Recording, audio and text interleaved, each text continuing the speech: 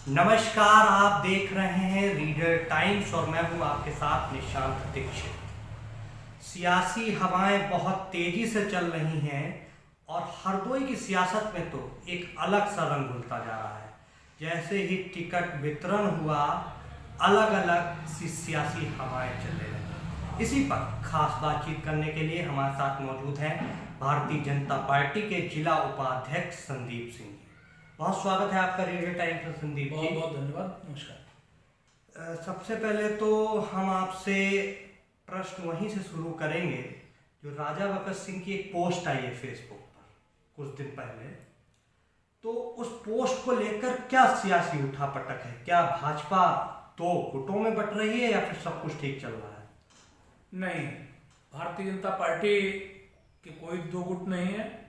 वो उनका अपना व्यक्तिगत मानना हो सकता है जैसा उन्होंने अपना पोस्ट में लिखा, लेकिन भारतीय जनता पार्टी का एक एक कार्यकर्ता, भारतीय जनता पार्टी का एक एक समर्थक, भारतीय जनता पार्टी के हर निर्णय में भारतीय जनता पार्टी के साथ में है। और ये 10 मार्च को आपको जब मतदान होगा उसके माध्यम से आपको पता भी चल जाएगा कि हरदोई विधानसभा में नितिन अग्रवाल जी को उनके जीवन की सबसे बड़ी जीत भारतीय जनता पार्टी के कार्यकर्ता दिलाने जा रहे हैं। अब हम दूसरा सवाल करेंगे कि संदीप सिंह अपने आप को हरदोई की राजनीति में कहां पर पाते हैं? मैं भारतीय जनता पार्टी का कार्यकर्ता हूं और भारतीय जनता पार्टी जो जिम्मेदारी हमको देती है उसका निष्ठापूर्वक निर्वहन करने की कोशिश करता हूं। हरदोई की राजनीति में भारतीय जनता पार्टी का जितना महत्व है उस महत्व को बढ़ाने के लिए निरंतर सेवा करता रहता हूं, लोगों को पार्टी से जोड़ता रहता हूं। स्थान बनाना पाना ये जनता के हाथ में है। मैं भारतीय जनता पार्टी के कार्यकर्ता के रूप में ही काम करना चाहता हूं। जी, अब हम बात कर लेते हैं कुछ जातीय समीकरण की कि अगर हरदोई की बात करें तो अनिल वर्मा जी को टिकट मिल गया है सपा से, तो उसको अब जातिगत समीकरण पे लोग कह रहे हैं कि अनिल वर्मा कहीं ना कहीं नितिन जी पे हावी होंगे। इस पर आप क्या? देखिए, पहली बात तो ये है कि ये अनारक्षित सीट थी। समाजवादी पार्टी ने अनिल वर्मा को घोषित करके साबित किया कि उनके पास लड़ने के लिए कोई कैंडिडेट ही नहीं था। उन्होंने जैसे तैसे अनिल वर्मा को घोषित किया है और अनिल वर्मा कहीं भी इस चुनाव में नजर आने वाले नहीं है। यहाँ ठाकुर, ब्राह्मण, वैश्य कोई मिला ही नहीं उनको अनारक्षित सीट पर। 3 सुरक्षित सीटें थी, अनिल वर्मा कहीं से भी लड़ सकते थे, लड़ाया जा सकता था। कहीं ना कहीं इन सभी जातियों का अपमान करने का काम समाजवादी पार्टी ने किया है। अब हम बात करते हैं मुस्लिम समाज की कि भारतीय जनता पार्टी में अभी नितिन जी शामिल हुए हैं, इससे पहले सपा में थे। सपा की विचारधारा कुछ और है और भाजपा की कुछ और। तो हरदोई का मुस्लिम क्या सपा से भाजपा की ओर दिखेगा? देखिए, भारतीय जनता पार्टी की सरकार केंद्र में और प्रदेश में है। हमने योजनाओं के लाभ देने में ये कभी नहीं भेदभाव किया कि ये मुस्लिम को योजनाओं का लाभ ना मिले, ये हिंदू को मिल जाए, ऐसा हमने कभी नहीं किया। हमने आवास बनवाए तो मुस्लिमों के भी आवास बनवाए, हमने शौचालय दिए तो मुस्लिमों को भी शौचालय मिले, हम राशन दे रहे हैं तो मुस्लिमों को भी राशन मिल रहा है।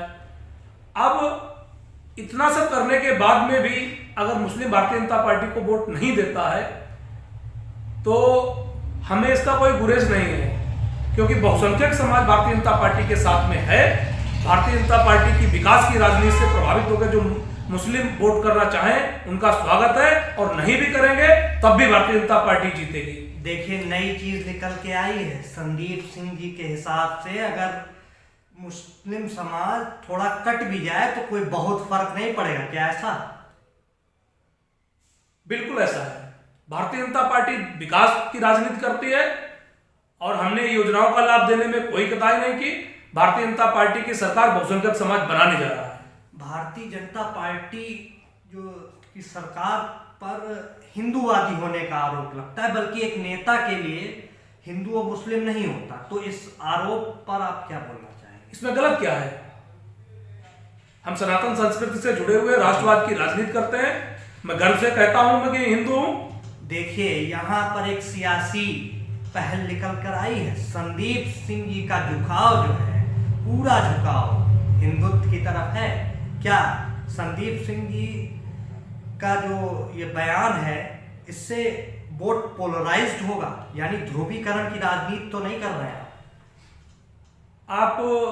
अगर हमें पहले से जानते हैं तो मैं इस बात ये बात आप प्रश्न नहीं करते। मैं हमेशा से एक बात कहता हूं, हिंदू वही है जो सबका साथ दे, हिंदू वही है जो सनातन संस्कृति के साथ जुड़े, हिंदू वही है जो सबका विकास करे। और भारतीय जनता पार्टी ने साबित किया है सबका विकास करके, सबका साथ देके, सबके विश्वास के साथ। यह सिर्फ एक हिंदू ही कर सकता है। अब हम इंटरव्यू के आखिरी पहलू पर चलेंगे, जिसमें कुछ प्रश्न होंगे।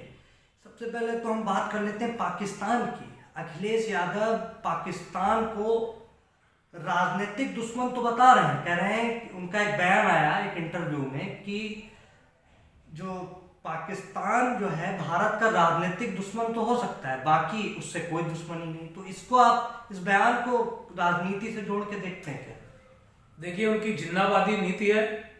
उनको मुसलमानों को अपने पक्ष में करना है, मुसलमानों को भ्रमित करना है, इसलिए वो पाकिस्तान और जिन्ना का राग अलाप रहे हैं। केवल उनके इस बयान में पहली बात तो उनका राष्ट्रवाद से और राष्ट्रीयता से कोई लेना देना नहीं है।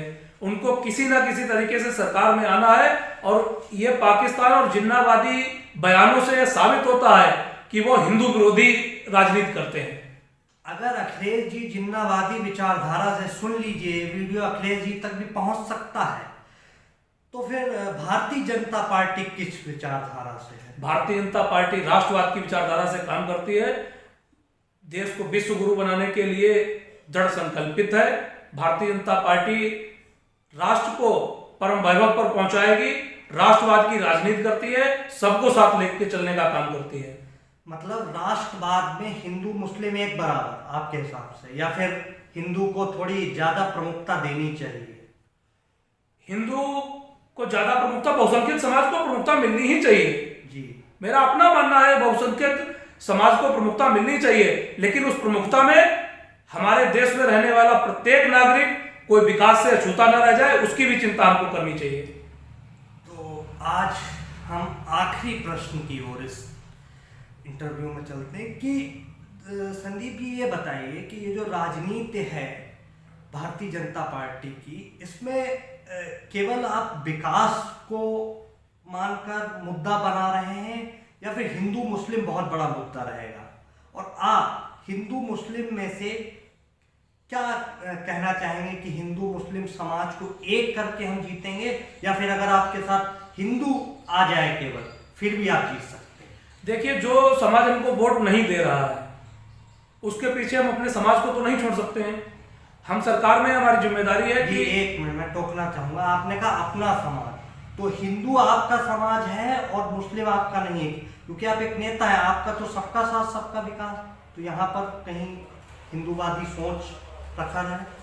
हम अगर अभी मुसलमान से कहें कि हमको वोट दे दो, तो क्या वोट दे देगा? जी। लेकिन बहुसंख्यक समाज हमको वोट देता है तो हमको उसकी बात कहनी चाहिए। जो हमको मतदान करता है हमारे पक्ष में, उसके लिए हमको कहना चाहिए। और एक बात, हमारी सरकार ने विकास के नाम पर कहीं भेदभाव नहीं किया, तो मुस्लिम समाज हमको वोट देने में क्यों भेदभाव करता है? अगर मुस्लिम समाज हमको वोट देगा तो निश्चित तौर पर हम उससे वोट मांगेंगे, हम उसके लिए कहेंगे। जिस तरीके से हम बहुसंख्यक समाज के लिए कहते हैं, वैसे हम मुस्लिम समाज के लिए भी कहेंगे। लेकिन शुरुआत उनको करनी चाहिए जैसे शुरुआत भारतीय जनता पार्टी की सरकार में विकास की हुई है, उनके कामों को लेकर हुई है। हमने मुस्लिम समाज के लिए कोई भेदभाव नहीं किया, तो उनको भी भेदभाव से ऊपर उठकर वोट करना चाहिए। जी देखिए, इस इंटरव्यू की कुछ खास बातें, सवालों और जवाब का जो सिलसिला था वो खत्म हुआ। खास बात ये निकली कि कहीं ना कहीं संदीप सिंह जी हिंदूवादी छवि को दर्शा रहे हैं, और ये क्या भारतीय जनता पार्टी के लिए, एक जिला उपाध्यक्ष है भारतीय जनता पार्टी के, क्या इनकी जो राजनीति है या इनके जो बयान है कहीं ना कहीं हिंदू समाज का वोट जो है भारतीय जनता पार्टी की ओर आकर्षित करेंगे? इनका मानना है कि अगर हिंदू समाज एक हो जाए तो मुस्लिम समाज की बहुत ज़्यादा जरूरत नहीं है।